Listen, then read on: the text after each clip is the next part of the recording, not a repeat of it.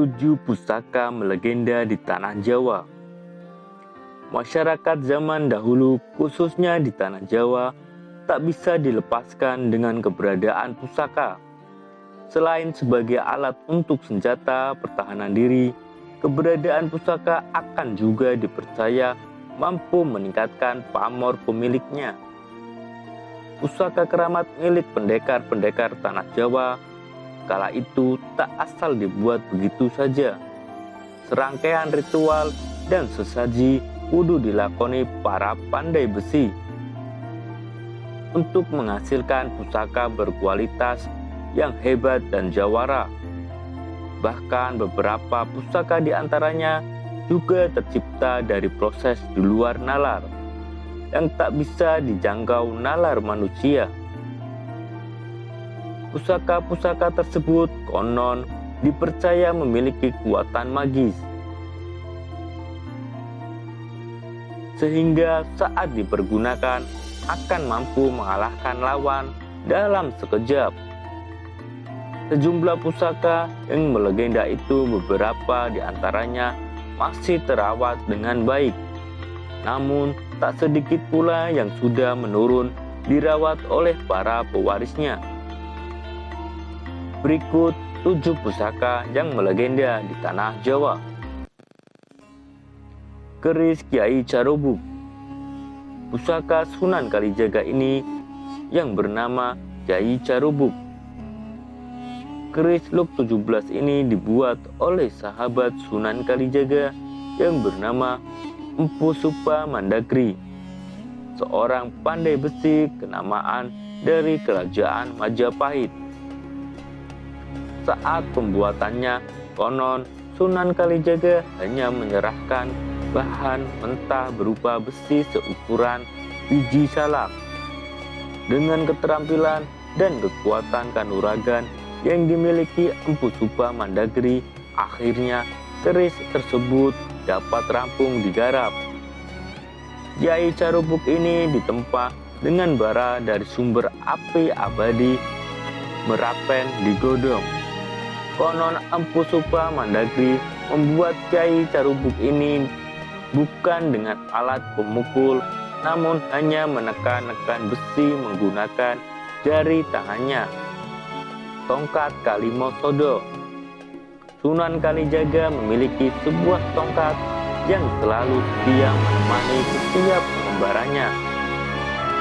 Dari tongkat ini banyak peristiwa di luar nalar, seperti terciptanya mata air maupun munculnya api dari dalam tanah setelah benda pusaka tersebut ditancapkan ke bumi. Konon, tongkat warna hitam milik Sunan Kalijaga berasal dari kayu Kalimo Sodo. Keris Kanjeng Kyai Ageng Kopek. Keris ini merupakan pusaka utama di lingkungan Keraton Yogyakarta. Pusaka ini hanya dipegang oleh sultan yang tengah bertata di Keraton Yogyakarta. Keris Kanjeng Kyai Ageng Kopek ini pralambang sultan sebagai pemimpin rohani dan duniawi. Keris Kanjeng Kyai Joko Piturun. Pusaka ini berada pada urutan kedua dunia keris di lingkungan Keraton Yogyakarta. Keris Kanjeng Kyai Joko Piturun akan diberikan kepada putra mahkota Keraton Yogyakarta.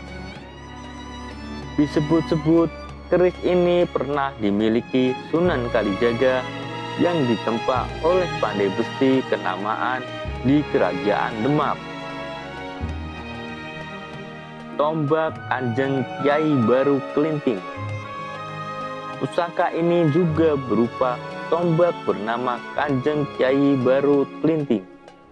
Tombak sakti ini pernah dipergunakan seorang abdi dalam keraton bernama Ki Nayadharma untuk menumpas pemberontakan yang dipimpin Adipati Pati Pragola. Tombak ini merupakan titisan dari Naga Baru Kelinting, Ki Ageng Mangir Wanabaya, yang merupakan ayah Baru Kelinting menghukum anaknya yang berwujud ular naga tersebut untuk melingkari Gunung Merapi agar dapat kepalanya dapat menyentuh ekor. Baru Kelinting lalu menjulurkan lidahnya. Tinggal kurang sedikit lagi baru Kelinting berhasil melingkari Merapi. Hal itu tak disukai Ki Ageng Wangir Wanabaya dan menganggap anaknya telah berbuat curang.